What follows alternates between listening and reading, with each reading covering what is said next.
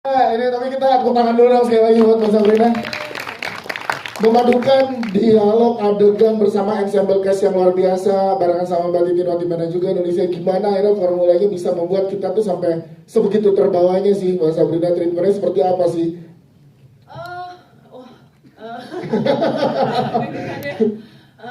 Sebetulnya bersyukur banget, maksudnya mulai dari skrip, Mbak Titin juga udah memberikan sebuah alur cerita yang sangat membantu kita juga ketika develop karakter bersama gitu. Jadi ketika kita prep dialog-dialog itu, maksudnya dialog antara teman-teman cast juga sangat lancar gitu. Jadi kita benar-benar ngebahas satu-satu motivasi karakter yang benar-benar sampai sedetail kenapa gue bisa ngomong kata-kata ini gitu. Karena memang karakter Ambar sama Gilang mungkin walaupun relatable ke banyak orang ya, tapi mungkin kan apa yang mereka lalui pasti berbeda dengan teman-teman cast juga ya. Yeah. Jadi sangat banyak dialog yang dilakukan supaya karakter Ambar, Gilang, Yuli dan semua teman-teman cast dan karakter di film itu akhirnya bisa menjadi seperti yang ditonton sama teman-teman sekarang sih. Dan aku bersyukur banget, walaupun maksudnya aku juga tergolong masih sangat muda dan baru gitu. Yeah. Maksudnya aku sangat bersyukur juga ketemu dengan cast, jajaran cast ini gitu sih. Yes, itu dia, tepuk tangan dong, luar biasa karena dong ramiknya tadi ya itu. Iya. Kok bisa ada, itu kita ngerasain juga getaran-getaran. Jadi ini prosesnya gimana sih, dalam banget bisa karakter Ambar diperankan oleh seorang Marsha Timothy di sini, silahkan. Iya, selamat sore semuanya. Terima kasih sudah hadir. Gimana ya? Saya juga terima kasih banget pastinya Pak Gok, Luna, Sabrina yang udah ngajak saya ikutan di proyek ini. Sebenarnya sebelum proses apapun, kayak Sabrina bilang, saya udah sangat terbantu banget dengan skrip yang memang udah bagus banget. Dari halaman pertama, scene opening pertama itu udah bener-bener saya jatuh cinta gitu. Nggak sulit buat saya untuk memaksa diri saya untuk berusaha untuk bisa sebaik mungkin memerankan Ambar, sebisa mungkin menyampaikan apa yang si perempuan ini rasakan dan inginkan gitu dari pasangannya. Jadi dari awal emang udah jatuh hati dan juga ngedevelop ini jadi sangat luar biasa ya Mbak Marsha Timothy ya. Terus nge-build chemistry sama Asoka tuh gimana? Pengen tahu. Chemistry berantem dulu. Iya, berantem mulu tuh. Gimana tuh itu? Gimana? Sulit ya sih, maksudnya ini kan juga tadi yang Mbak Sabrina bilang gitu, karena pengalaman masing-masing juga beda dan ini disajikan dengan skrip yang kuat seperti ini Mbak Marsha. Sulit karena kan di cerita Gilang dan Ambar ini mereka menikah sudah 11 tahun ya. Gitu. Jadi cara mereka berkomunikasi, cara mereka ketika berantem atau apa tuh kan pasti beda dengan orang yang pacaran atau orang yang baru nikah gitu. Jadi kita harus membuat semua orang percaya bahwa ini memang udah 11 tahun menikah dengan 2 anak, dengan problem yang ada di antara mereka yang kayaknya nggak udah-udah ya. Cukup sulit dan ya kayak tadi Sabrina bilang, kayak jadi setiap kata dalam skrip itu jadi pertanyaan buat kita ya waktu itu. Itu dia. Tepuk tangan dong untuk Marsha Timothy. Terima kasih Mbak Marsha. Kita ke Mas Oka. Soalnya nggak cuma cewek-cewek, di sini juga ada hashtag tim Gilang ya, tenang aja ya. Saya jangan ada yang mau nabrak Gilang tadi. Kalau Mas Oka sendiri gimana Mas? Kita bisa ngerasain kalau cowok kan ada tuh tadi getaran yang menahan tangis tapi tertumpah juga tuh. Getarnya tuh. Ini ngaku sendiri. Iya masih nangis wah ada Tepuk tangannya nih, Sak. Gimana kalau Mas Oka antara sendiri ngedalamin karakter Gilang sebegitunya gitu dan dapat juga receh-recehnya tadi pas manisnya, pas pahitnya, pas orangnya. Dia ngomong soalnya Yuli tadi receh apa sih gitu. Masa itu receh sih itu? Ini loh, masuknya. Habis ini ada yang nyoba nih cowok-cowok. Tadi gimana? Kok bisa sebegitu dalamnya, ada momen di mana getar sampai bisa nangis, nahan nangis, sampai ada momen-momen yang bisa bikin kita tuh, ih receh banget kata Yuli gitu, kata Yuli ya Mas. Jadi sebenarnya karakter Gilang ini sangat-sangat menarik. Belum pernah saya ngambil karakter seperti ini sebelumnya di film-film saya yang terdahulu gitu. Kalau biasanya kan karakter laki-laki itu ditunjukinnya sosok yang alfa, tapi ini sosoknya yang nggak alfa gitu. Dia punya perjalanan hidup tersendiri, dia punya idealisme tersendiri, namun dengan idealisme yang tinggi, seperti dia semangat bekerja dan passionnya terhadap landscape architect. Dia juga meninggalkan beberapa prioritas yang seharusnya dijadikan nomor satu. Ironis banget seorang landscape architect yang pekerjaannya menata taman, tapi dia tidak bisa menata rumah tangganya sendiri dan cenderung diabaikan. Dan ada ada pekarangan halaman rumah yang disimbolkan tadi yang terlantar, namun pada akhirnya Gilang sadar itu harus dimulai dari situ. Kita gimana mau coba, kita gimana mau mencapai kebahagiaan, happiness, tapi yang di dalam rumah aja banyak yang nggak selesai, jadi kayak benang kusut. Jadi emang satu-satu Gilang akhirnya sadar kalau ternyata yang nomor satu adalah yang di bawah atap rumah itu harus diselesaikan dulu. Wow, tepuk tangan dong, nih luar biasa pesan dari Gilang ya. Dalam banget. Terima kasih. Nanti kita ngobrol lagi dengan pertanyaan dari teman-teman media. Kalau ke Sheila nih, kita pengen tahu nih, ya kan banyak karakter yang udah ada di diri kamu seorang Sheila Dara gitu ya. Apa yang bikin beda pendekatan kamu ke karakter Yuli ini dibanding ke karakter-karakter kamu yang lain? Jadi 1,5 menit ya, jerapah kalau minum ya. Pendekatan buat Yuli belajar ilmu receh dari Mas Oka kali ya. Enggak. Pendekatan untuk Yuli sih sebenarnya masih sama ya, pasti melewati proses reading. Aku ngobrol sama Sabrina sebagai sutradara dan salah satu penulis juga. Kira-kira Yuli ini pengennya dibawa seperti apa gitu. Kita sama-sama tarik ke belakang, kira-kira yang dia alami itu apa aja sampai dia bisa jadi Yuli yang sekarang dan akhirnya mengambil keputusan-keputusan yang dia ambil gitu. Jadi pendekatannya lebih ke sana sih. Yes, itu dia. Tapi berhasil sih. Jangan-jangan nanti di sosial media ada tim Yuli juga nih. Mungkin terjadi karena begitu posisi yang rebut aja kali gitu. Ya, iya kan? Tuh, iya katanya. Parah banget banyak. Kalau ketahuan nggak boleh, Pak. Itu. Oke, terima kasih. Sama aku, jadi aku udah kayak nganggap mereka keluarga. Ya, jadi sampai sekarang aja Alera manggilnya Mas Bagas ya kejadian kan? Siap, terima kasih. Tepuk tangan dong untuk Jaden dan Alera. Nanti kita ngobrol sama pertanyaan teman-teman media. Ke Roy dulu, Roy. Wah, ini jadi sosok. Akhirnya tahu sekarang gimana. Sosok yang kompor, nyebelin. Kompor katanya terus nyebelin. Lalu pendekatannya gimana, Roy, untuk di karakter ini, Roy? Silakan. Gimana ya? Karena sebenarnya karakter dia tuh disakiti juga loh. Iya. Ya kan? Karena pacarnya jatuh cinta dengan ya kan? Ada tim Kemal juga nanti. Menurut gue jadi sebenarnya Kemal sendiri tuh nggak tahu kalau dia ngelakuin kesalahan itu. Dia hanya tahu cara untuk mencintai itu ya caranya kayak gini, dan hubungan mereka kan udah lama sama Yulinar. Jadi dari proses pertama kali aku cuman apa yang motivasinya, kenapa Yulinar bisa sampai mau ninggalin Kemal dan berpindah kenyamanan. Padahal Bogor kurang nyaman apa ya? Kurang nyaman apa Kemal. Bogor ditambah gerimis ya, kurang apa. Terima kasih Roy. Apa Mbak? Ungkapin aja. Oh, rintik-rintik. Iya. Nah, oke, kita ke Mbak Nazira Sedor. Ini khusus. Saya merasa dibully di sini. My people. Gimana?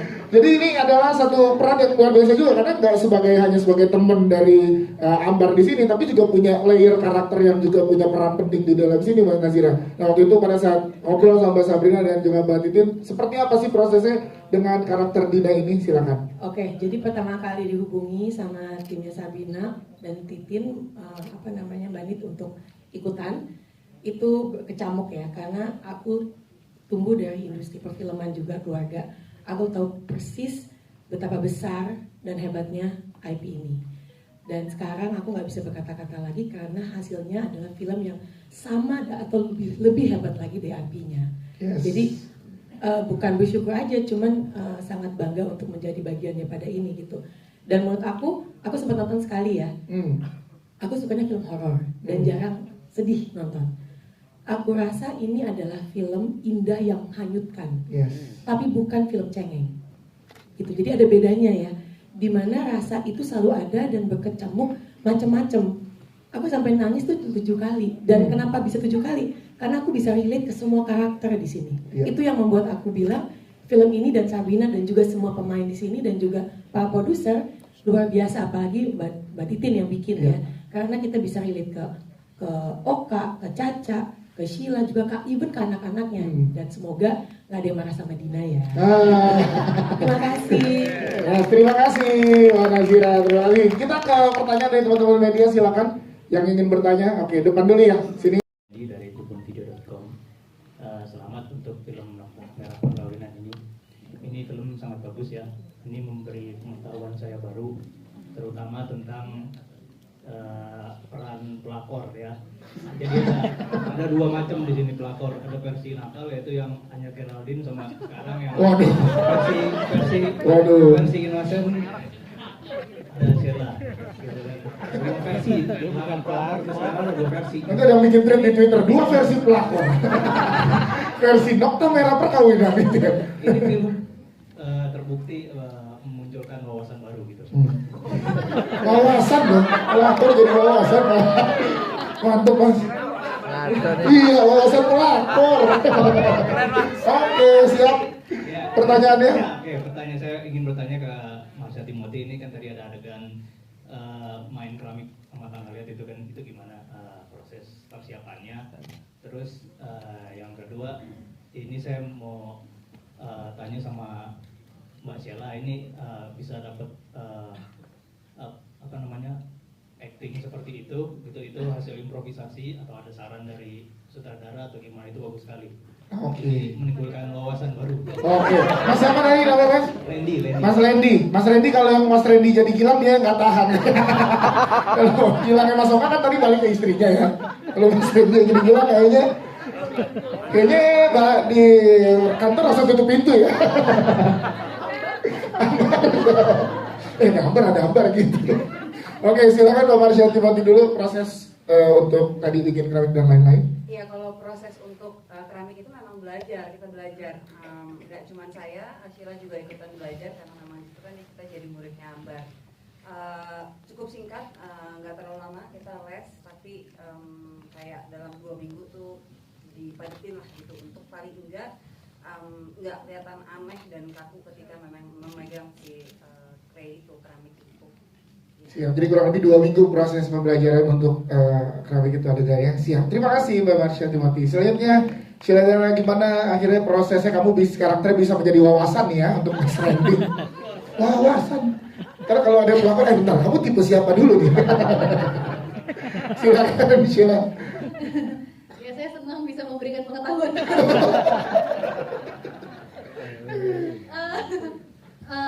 Dari awal sebenarnya memang udah diskusi juga sama Sabrina, orang ketiga di antara Mas Gilang dan Mbak Ambar ini pengennya seperti apa gitu, dan kita emang udah ngobrolin apa sih yang bikin Mas Gilang tuh tertarik sama Yuli gitu.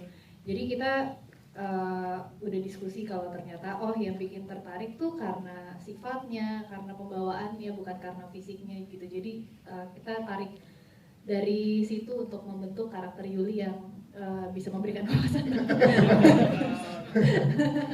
Yes, dari situ ya berarti ya diturunin dari bedahan karakternya barengan sama Mbak Sabrina ya.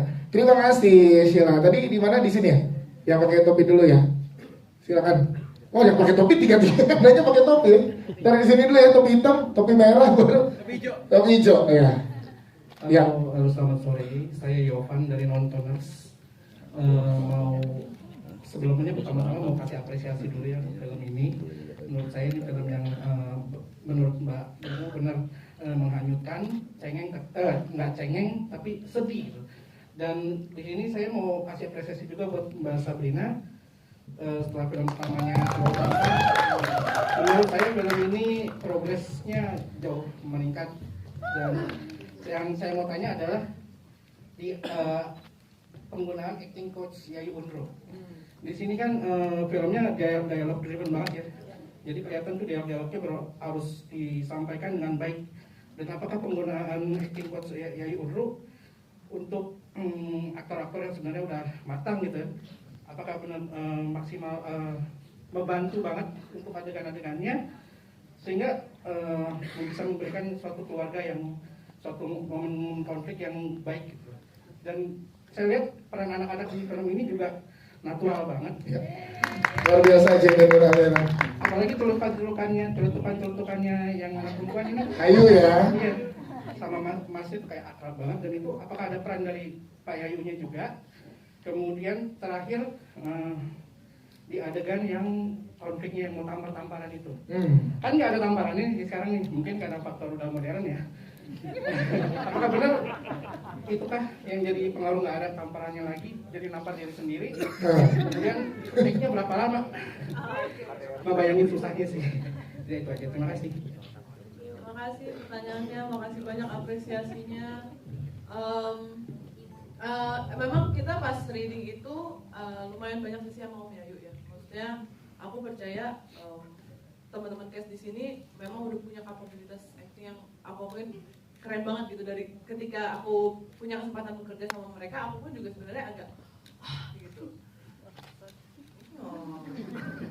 Nah, tapi bareng-bareng sama Om Yayu itu menambahkan ini juga sih. Jadi kita pembahasannya juga jadi lebih banyak. Maksudnya ada sudut pandang dari pemain, ada sudut pandang aku sebagai sutradara, dan juga ada Om Yayu sebagai acting coach yang melihat dari mata ketiga gitu. Maksudnya biar membiarkan ini nggak bias gitu. Jadi memang diskusi ketika sama Om Yayu dan timnya juga sangat menyenangkan sekali gitu.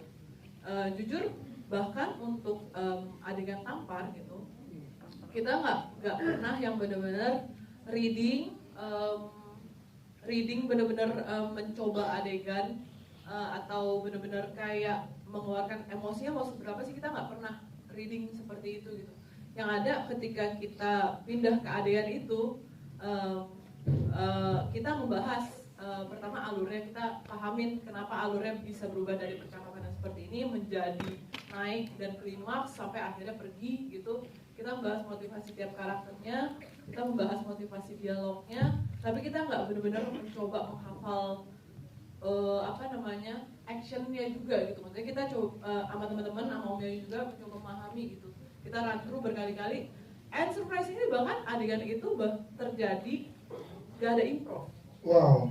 Maksudnya ya kita semuanya by script, tapi aku senang banget akhirnya setiap yang keluar dari situ rasanya very natural gitu. Maksudnya bener-bener karakter-karakternya tahu kenapa mereka seperti itu, dan aku sangat bersyukur juga sih. Maksudnya kita punya sesi cukup panjang pas reading untuk membedah karakternya, untuk berdiskusi dinamika antar karakternya juga gitu. Dan bagian tampar itu kenapa nggak jadi tampar satu sama lain? Sebenarnya nggak ada pertimbangan untuk masa sekarang nih kayak ini KDRT atau apa, kita nggak berpikir ke sana gitu. Tapi memang lebih memikirkan kondisi psikologis karakternya juga.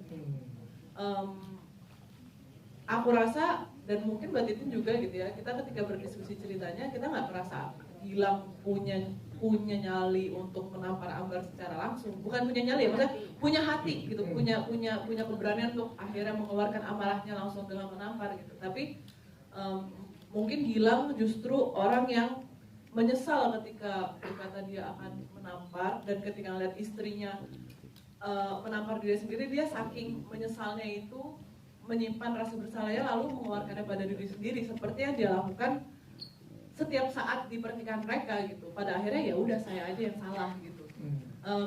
Psikologis itu yang berusaha ditanamkan sih, maksudnya kita ketika bangun adegan itu bukan memikirkan bagaimana ya kalau respon orang nanti takutnya negatif atau gimana, tapi it happens gitu, it happens, dan bahkan kejadian itu mungkin pernah dialami sama beberapa kita juga gitu. Jadinya itu sih yang berusaha ditampilkan di adegan pemberian nafas baru di adegan yang mungkin sudah legendaris ya. Yes, itu dia. Tepuk tangan dong Mbak Sabrina jawabannya. Sebelum ke dan apakah adegan sekeren ini tuh sebenarnya ada kesulitan atau tantangan di baliknya gitu. Terus ada nggak sih adegan yang mungkin sulit hingga sampai diulang beberapa kali gitu. Itu aja sih. Boleh tanya ke sutradaranya atau mungkin ke pemainnya, 3 pemainnya sendiri merasa ada kesulitan adegan tertentu nggak? Oke, terima kasih. Boleh nanti ke sebelahnya langsung Mbak, boleh menitip mikrofonnya. Silakan, boleh dijawab dulu singkat. Aku juga tadi menjawab yang adegan tampar itu berapa lama ya. Itu kan kita nggak pakai 2 kamera ya, kita cuma pakai 1 kamera gitu ketika syuting. Jadi mau pasti akan ada pengulangan gitu ketika take gitu. Tapi sebetulnya untuk take-nya nggak cukup banyak ya, maksudnya kita cuma 2-3 take ya. Nggak, per orang. Iya. Mungkin kamu lupa. Nggak, maksudnya per orang gitu kan, per cover gitu. Jadinya emang, tapi untung juga karakter itu udah sangat melekat, jadi ketika take-nya harus berulang kali pun ya kita kasih waktu mereka untuk meredakan merah-merahnya dulu supaya ini lagi ya. Oke. Seperti itu sih. Jadi banyak adegan yang sebenarnya cukup intens di film ini.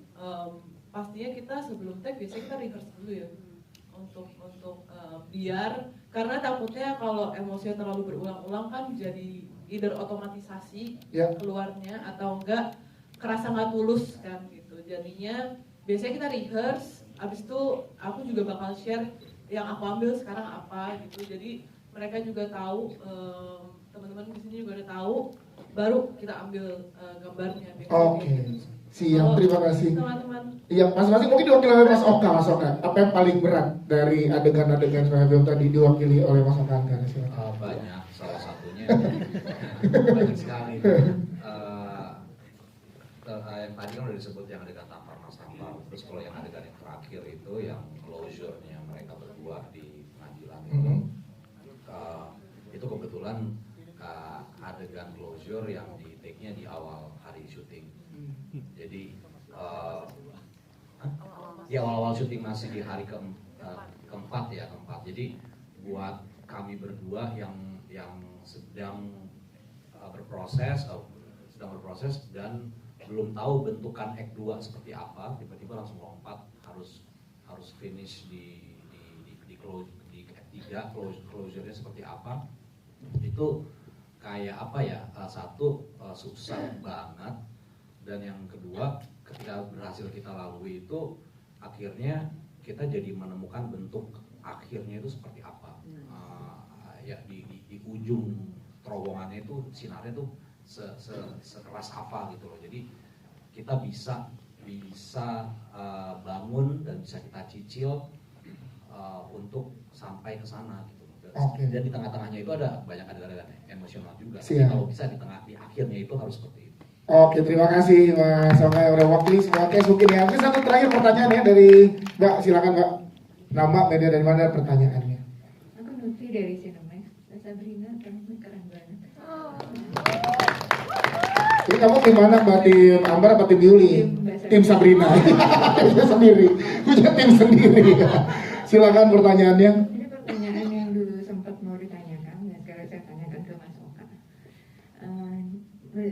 Mas Oka melihat Gilang dalam pendalaman karakternya di rumah tangga yang konflik ini, dia banyak menutup diri dan ini banyak relate dengan para laki lah saya bilang.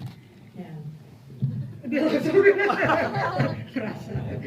Ya, itu pendalamannya itu gimana Mas Oka melihatnya sosok Gilang itu aja. Oke, siap. Terima kasih Mas Oka. Boleh dari pandangan seorang Okantara untuk karakter Gilang, sosok Gilang. Kalau buat saya pribadi, tadi saya sempat ngasih secuil Gilang karakternya seperti apa. Kalau saya ini, saya suka menganggap diri saya alpha gitu. Saya mengambil keputusan, saya mendominasi di rumah tangga, dan ketika TikTok banget sih bro. Jadi ketika lagi menjalani karakter menjadi Gilang Priambodo itu, dan ketika kita lagi reading gitu, Marsha diberi kebebasan menjadi Ambar untuk berani bertanya dan berani menyanggah beberapa statementnya dia gitu loh. Jadi di situ saya bisa menilai, oh kenapa dia bisa ngomongin seperti itu ya, oh berarti Gilang bukan alpha, sehingga istrinya aja bisa menaruh diri seperti itu ketika dia pulang bertanya, habis dari mana, terus sama siapa, terus dia lumayan bold ya ketika pas menjawab di dapur itu, Adi dan Tampar Mas Tampar kenapa jadi tersinggung banget soal Yuli gitu. Dan buat aku sih memang susah banget ya, gimana sih orang ini seperti apa, karena nggak deket banget sama aku. Kalau aku mungkin nggak seperti itu. Aku pasti kalau aku ngerasa bersalah, aku pasti akan aku tutup isu yang pengen coba dilempar, pasti aku tutup segera gitu, karena memang nggak ada apa-apa. Tapi ternyata bagaimana orang ini pun juga sebetulnya ingin, tapi juga sebenarnya ada rasa takut terhadap apa nanti ya kalau kita dia tidak menyelesaikan ini segera. Tapi di satu sisi dia juga nggak bisa langsung menyelesaikan gitu sih. Itu lumayan PR sih. Sering banget di awal-awal syuting itu, selagi berproses gitu, Sabrina memberi masukan-masukan yang baik buat aku, dan ternyata pas aku menjalanin, aku baru tahu oh ternyata ada nih yang tipe laki-laki yang seperti ini. Siap, terima kasih. Oke, kalau ditarik mundur